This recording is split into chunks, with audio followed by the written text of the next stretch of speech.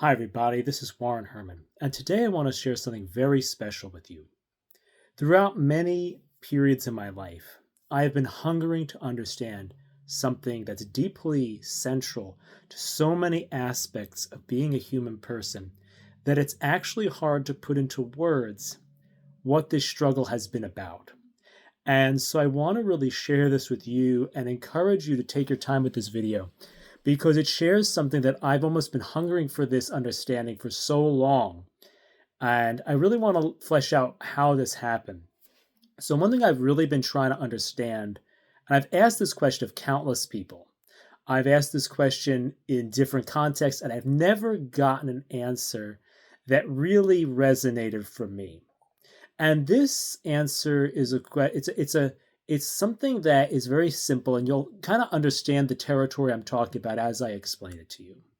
So, what I'd like you to understand is that in many contexts, I've always had the sense that there's something about how we are supposed to speak to God. And there's a question. Can we have a genuine relationship with God? Can we really tell God how we feel? Especially when we are suffering, especially when we're hurting, especially when there's painful things to say.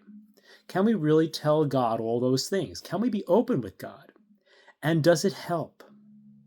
And this is something that's very interesting because sometimes when I have been with God, it has helped and has been very healing to describe my emotional states and to do all that. And then other times it has become exhausting and debilitating and unhelpful and seems to drive me insane. Like just having, you're just kind of trying to tell God all your feelings, trying to get them out. And there's just so much junk that you're stirring up that it just doesn't seem to be working. Or it just kind of seems kind of stale and it's not going anywhere. What's going wrong? That's the problem.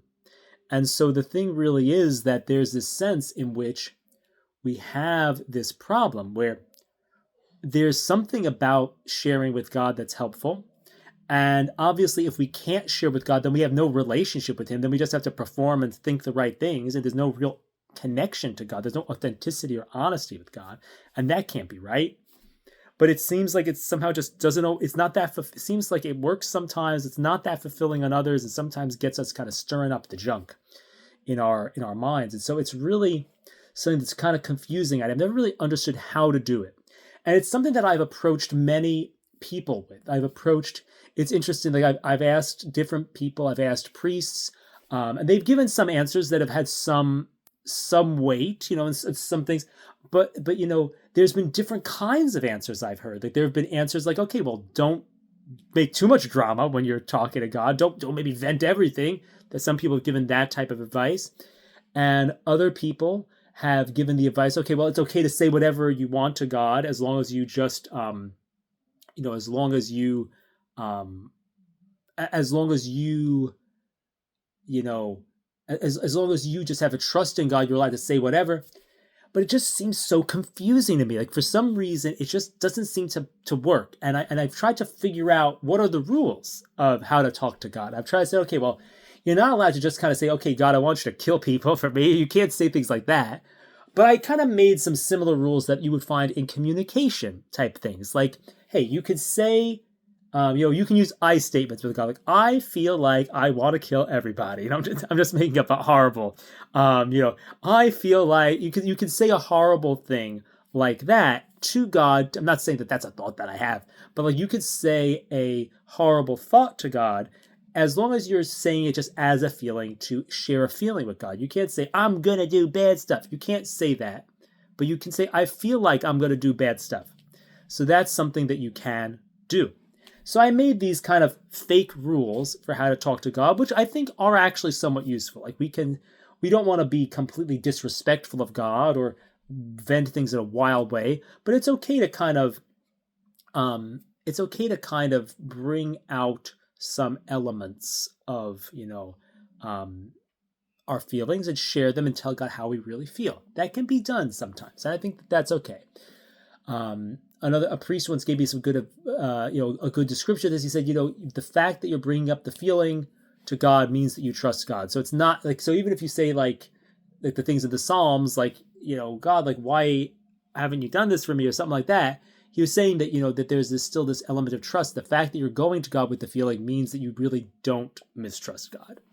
And I think that another way of thinking about this is the idea that when we are trying to heal our feelings by telling God about them, we're not entertaining them fully. It's a kind of indirect resistance when we are bringing up our feelings to God, because even though we're kind of getting closer to them by saying them, we are actually disarming them. And so that's kind of some different ways that I've thought about it, because it seems that moral theology just does not engage with this issue, whereas it's an obviously confusing issue if you're somebody, especially who works in the field of therapy, for example.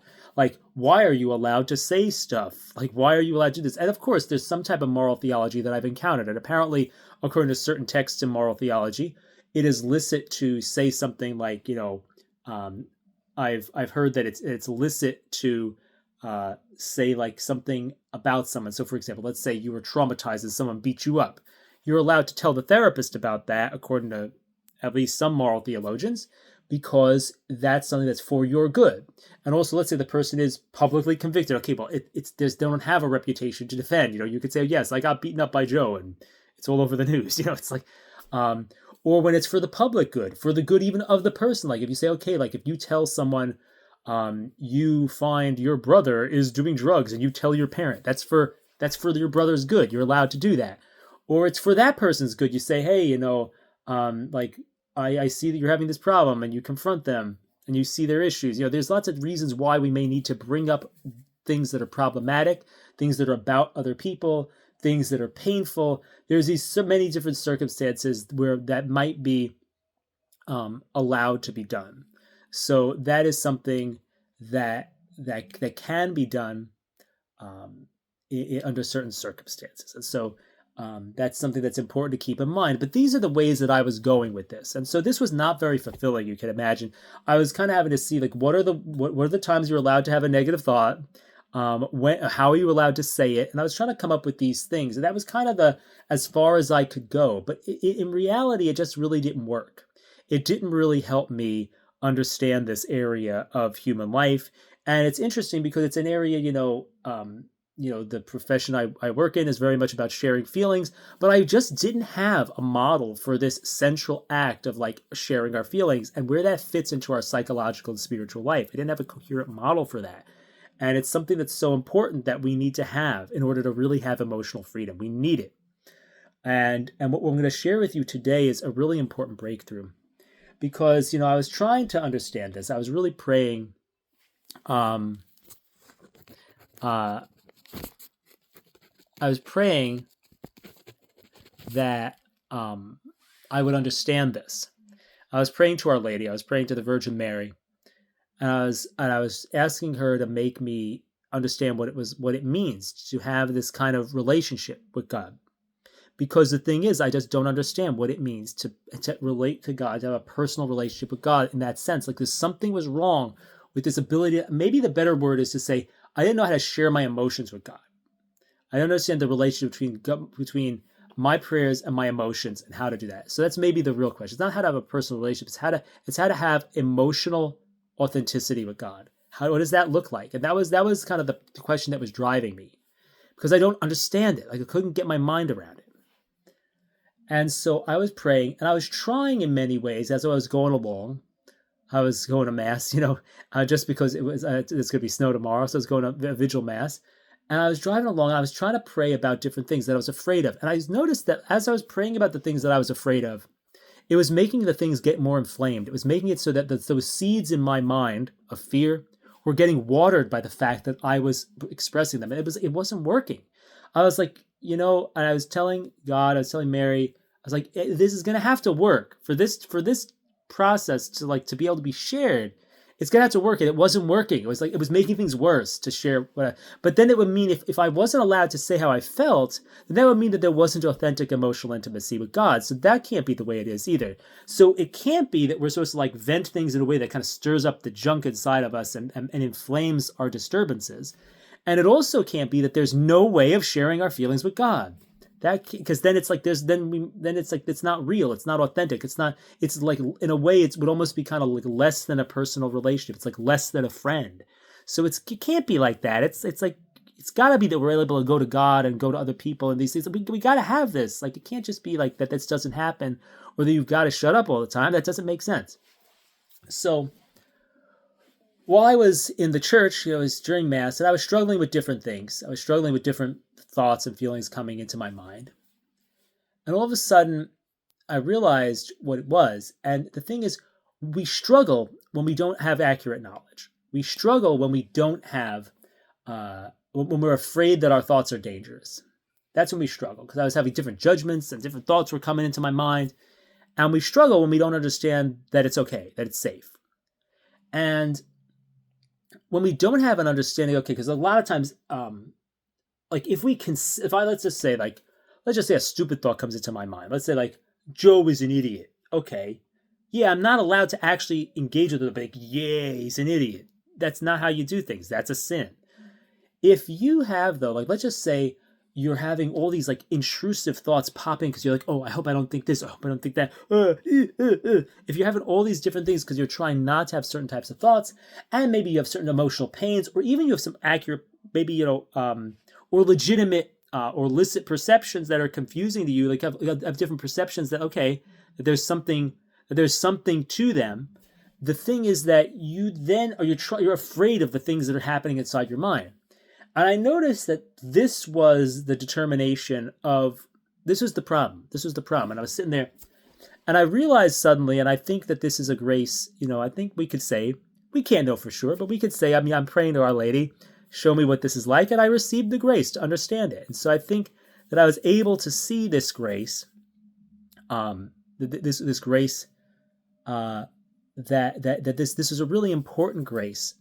And it let me see this thing, that this rapport, we need to have a rapport, a silent, effortless understanding that we are safe, a direct noticing of the structure of our mind and the nature of our perceptions and thoughts and feelings, which makes us be safe.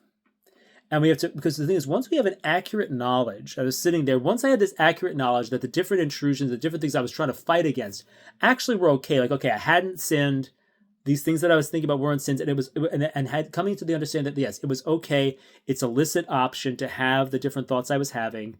Then everything settles down and you're at home. And that's the key. The key is that you have to have this be the foundation of everything. The foundation of your life is the sense of being at home. It's the sense of accurate knowledge about what your mind is doing. And that's the foundation of your relationship with God. It's like a foundation of a relationship with a spouse. You live in a house. That's the foundation of the relationship. And the thing is, you have to have that setting in order to have that relationship. That setting is the thing that makes you feel at home. The home is what makes you feel at home. And you have to understand the structure of your mind accurately and the operations of your mind accurately so that you feel at home in your mind rather than flinching at all the different feelings and thoughts that pop into your mind. All the things you're like, oh, I hope I don't have that thought. I hope I don't have this thought. Oh, no. And you're like, because all these things are popping in and you're having this big fight and you're feeling that your mind and your life are a minefield. And the minefield disappears once you have the accurate knowledge about what kind of perceptions you're having. So the thing is, basically what it is, it's learning the layout of your house. So you come to realize that you're actually sitting at the table with your spouse, with Jesus, the spouse of your soul. You're sitting at the table with him. And what's happening is there's all these different things that are pounding on the door, yelling from the street, hey, judgments, whatever it is, they're yelling out these intrusive thoughts and these intrusive perceptions. There's the yelling outside, of these voices, which are the intrusive thoughts, and then pounding on the door, the intrusive perceptions. And the thing is that you think that because there's the pounding on the door, you think they're inside the house. Because the voices are shouting, you think they're inside the house. You think you're sinning. You think this is bad. You think you're having flinching at everything. No. Accurate knowledge, understanding that those movements are just the beginnings of the kind of hypnosis of things.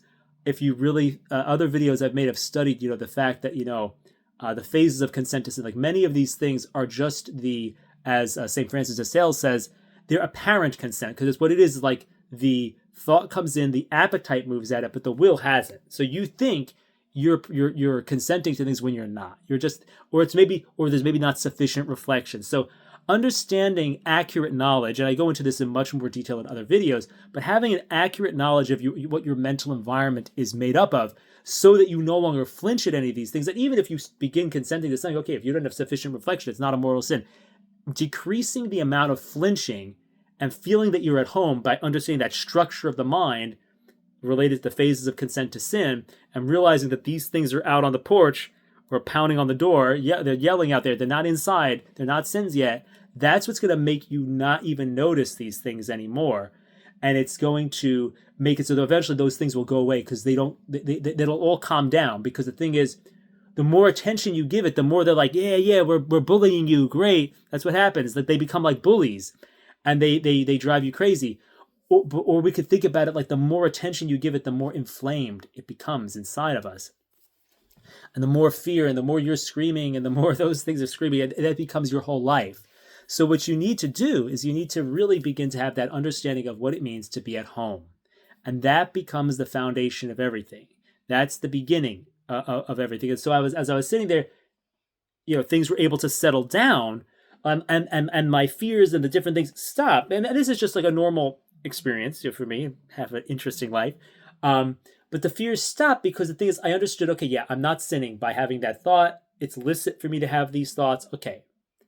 And coming to a sense like that this is licit, this is okay, this is just, and you can think of these things, these are first movements, or these are vain fears that these things are not licit. There's a way in which you could come to an understanding that you are not sinning. You are not saying, these are just hypotheticals. These are all hypothetical thoughts that are just kind of intruding in. So when you see that, when you realize, okay, what's going on inside of me are just hypothetical junk. This is not anything to be worried about. This is just either the first move to sin, these things, whatever is going on inside of you at that moment, that it's getting to an accurate understanding of what's happening, so you're at home. And understanding that accurate knowledge leads to a sense of safety intrinsically. And so when you have that sense of that real sense of accurate knowledge, then safety is intrinsically there. It doesn't mean you have to feel perfect. It doesn't mean nothing begins to intrude. It just means that you have this capacity for being at home, because you realize that your perceptual thing is safe. And the reason why I love that analogy of the house is because the all the different concepts that make you safe follow that analogy of the house, realizing it's like those things are out on the porch. They're not in there with you. It kind of, your mind is like that house. And even Jesus uses that analogy. He just uses an old style house with an inner room and all these things in the Bible. But that house is a real metaphor, not like just a made up metaphor for this perception of accurate knowledge, which lets you have this sense of being at home with yourself. That lets you have that direct, ooh, I'm actually safe. That's what needs to happen. And that's the foundation of everything. That's the foundation of relationship. So that begins the description of this grace of understanding this finally, after all these years of looking for this answer of, what does it mean to talk to God? What does it mean to be able to talk to God? And here's the thing. Let's lay it out. The foundation is being at home. Because at home, that's where you have this rapport with yourself. You have this unspoken foundational rapport with yourself. You're in the house, you're sitting at the table, and you see the door, and you know that the voices are out there, and you're at home with yourself. You're connected to what's going on, and you have this rapport, this unspoken understanding with, okay, I understand my unconscious mind. I have this rapport with it. Okay, I know it's just out on the porch. I know it's just making those intrusive perceptions, banging on the door. I have a rapport with it. It's like I understand what it's all about.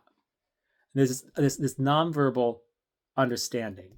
And that leads it to eventually just kind of calm down without trying. There's no, you're not making it calm down. Just the influence of your understanding of what's going on calms it down. You have this rapport with your unconscious mind.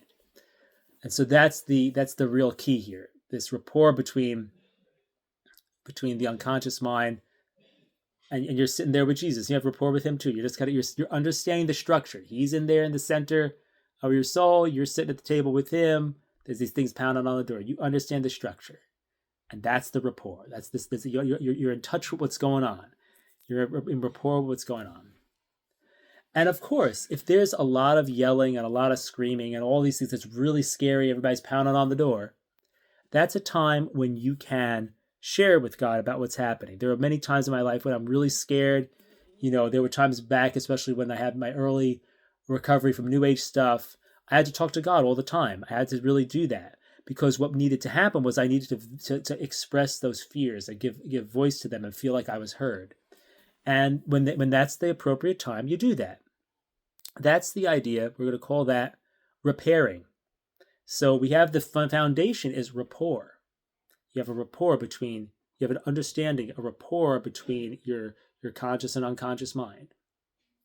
And even between the superconscious, the conscious, and the unconscious. You know where Jesus is, you know where you are, you know where your unconscious stuff is, you know what's doing what, you know where everything's at. It's rapport. It's just you understand where it is. And that's that level of home. And then we have what we want to do is we have rapport, but we can repair things. So that's when you bring things to God, you bring those fears to God, you bring all that. But you need the foundation. If you're flinching at all, I hope I didn't say anything wrong. That's what I would do all the time. I'd always be like, think I'm sinning. Okay, God, I feel all right. I feel this. Oh, that's a sin. You can't do that. That doesn't help you at all. So you need to have this sense of, okay, like you have to have a sense of, okay, it's not a sin what I'm saying. And also the thing is, it has to be a sense in which you're sharing in moderation. You're sharing when it's appropriate. You're not forcing yourself to share. This is the mistake I was making as I was driving to the church. What I was doing is I was trying to make myself share every little bit of what I was feeling because I figured, okay, I have to have emotional intimacy with God. How does this work? I'm trying to tell God all my fears. But what that was doing is it was stirring up my fears. It was watering those seeds of fear in my consciousness because I was talking when I didn't have to.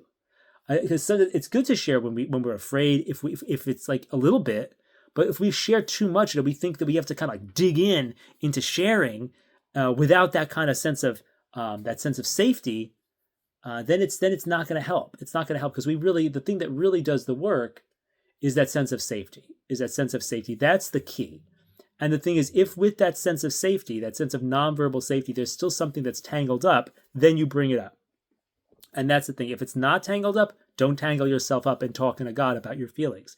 You're talking about God with your feelings is always something you do after you're at home. And when something is really bad, you have to, okay, I have to get this out there. But then the purpose of this is to decrease our fear about things. It's like it's not there just to kind of stir up the fear. If we keep going when we don't have to, then it's gonna become unbalanced. We're gonna stir up the fear. And the other thing we do, the real thing that we do is like we kind of know where everything is, so we can kind of have this kind of sense of understanding those voices yelling outside and what's going on, so we know that we're safe. They're just yelling and they're just pounding on the door.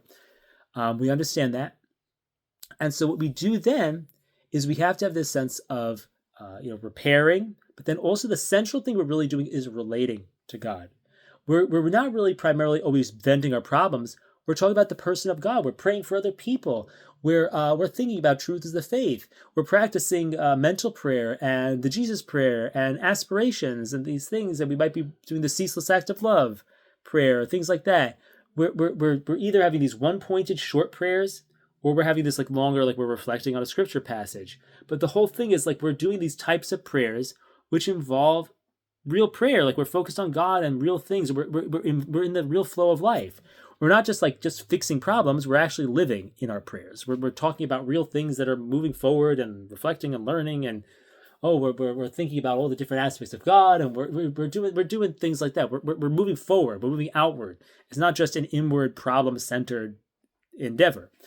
It's kind of like it's kind of like going to the doctor is not the focus of life. The focus of life is playing sports and going to school and being married and going to work and these things. So that's the type of thing. Our prayers are about real things. It's about really engaging with God rather than just like, okay, how do we fix it? Oh no, something's wrong. I have a problem. But that's for when we have a problem. It's important to be able to go there in the thing of repair. But the real place where we want to spend time is in relating. And the real foundation for all this is rapport. So it's this thing of I'm at home with myself. I have accurate knowledge about how my mind is working, so I'm not freaking out at all the different movements. When there's something that's really intense that needs to be untangled beyond that, I do, in that context, I go into repair and I really talk out my feelings and process them with God, with other people, with the journal, so on and so forth. But mostly what we want to be doing is from that thing of rapport, we're mostly going to be just praising God, loving God, saying different things, reflecting on a scripture passage, that's where it's really going to be in prayer. So that's what the anatomy of our relationship with God looks like. That's what this grace was, that kind of showed me, what does that walk with God look like? What does it look like to be at home with God? What does that look like? And so that's really helpful. This is a really helpful understanding. And I really think that this is good. And so what I want to do is I also want to link this to some other ideas. And so it's very important to think about this from a few different perspectives so that we can understand it. And one of the things I want to share here to really understand it is something that one of the people I really respect, who's really had a positive impact on my life, is Dan Buglio. And Dan Buglio talks a lot about something called TMS, which is basically the types of physical symptoms you could have by freaking out about things. So it's like that your body, because of the stress response, can generate various types of symptoms. And one of the things that I really find very helpful is to think about my intrusive experience of intrusive perceptions and thoughts as TMS. So it's basically the thing is, I'm flinching against things. I'm perceiving danger. So when we perceive danger, there are then perceived danger symptoms. And so the thing is, the main thing that Dan Buglio talks about is how we have to have accurate knowledge. And that's really the foundation we talked about there. But I want to now describe this territory in terms of concepts from Dan Buglio's teaching specifically, and those teachings in the TMS community that he kind of puts forward, so that we can see how his teachings fit together with some of those of some other TMS advocates, and really kind of lay out the same territory. So one of the things that Dan Buglio says is that we shouldn't freak out. That never helped anyone. He also says that we should not ignore our symptoms. And these polarities of freaking out and ignoring are exactly the two mistakes we can make when we are speaking to God. When we're speaking to God, we can make the mistake of having all this drama and having a tantrum, which could look like, so it's not licit, for example, just even in general. You can't go around and like, talk against God. Just like, I don't like what you're doing, God. Like, I just kind of yell, or I hate what God's doing. You can't yell those things out. That's bad stuff. You don't want to think that. Like, that's a sin, so you can't do that. The thing that you have to do, though, or even you can't just like yell and scream and indulge your emotions. That's bad. That's what freaking out is. That's drama. That's not an integration. That's not a rapport between your conscious and your unconscious. That's just like, okay, on this side, if you're freaking out, your lower part of yourself is going bonkers. And if you try to ignore things, your upper part of yourself is going bonkers. You try to pretend nothing's happening. You're trying to say, I'm not listening. That's not rapport with yourself either. So those two things for Dan Buglio's teaching, ignoring and freaking out, are both not on the menu. Those are the things that are outside the house of relationship with God. Those are the things that are not connected. What Dan Buglio proposes is what I was talking about with this home. He says accurate knowledge leads to a sense of safety. That's the main foundation of everything. And so there's the accurate knowledge leads to a sense of safety. And then there's two things that branch off for accurate knowledge.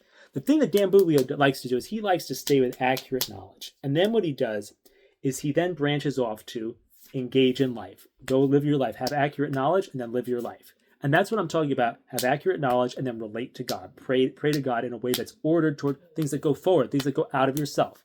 That's the way it works. So the next thing that you want to do, though, is you have this other piece, though. That's usually the piece that we don't talk about in Dan Buglio stuff, that the thing that Nicole Sachs talks about, which is journaling. And that's that section called repair. And that section called repair, which was venting our feelings to God, it's still always ordered toward that accurate knowledge, toward becoming familiar with those hidden feelings so that they're heard, so that they're understood, so that we have perspective on them, so they make sense to us, so that we bring them up in a way that we kind of understand and see the way the knot looks. And that's the point of journaling, is to see what's going on under the hood so that we understand what really happened, so we can put it to rest. So it's this thing of getting, again, it's like it's ordered toward accurate knowledge, it's ordered toward perception of safety. We're kind of bringing it out so we're exposed to it, and we're also kind of really getting a perspective on what the thing is. So when we have accurate knowledge about the situation, we're automatically liberated into a sense of we don't need to keep ruminating about it and flinching at it, and then that leads to the symptoms and all the things like that. So we don't have that. So it's like this necessity for journaling is the same thing as talking to God about your feelings. So that journaling goes over here. That Nicole Sachs stuff goes over here about journaling, but it's ordered toward that rapport with yourself in accurate knowledge. And it has to be connected to that. It can't be like, journaling can't become freaking out. It can start to look like freaking out. And then once it starts to become a little bit like freaking out, then it becomes disordered. And Dan Buglio says that, like, you can kind of try to, the more you journal, sometimes if it's not helping, you can kind of just keep doing it, and then it kind of stirs up more and more trauma. You don't need to do that. That's not a good way of going. And the other side, the thing is, like, what we really want to always be doing is engaging in life. And so that's I think a really good way of describing this territory and getting a sense of what it means to really relate to God, to have that rapport with ourselves, to essentially have rapport with the superconscious and the unconscious with the conscious mind. That's kind of to use weird semi-psychoanalytic terms, to kind of describe this territory. But it is that real I think it gives us a real understanding of this territory that's very useful in so many ways in dealing with our inner experience.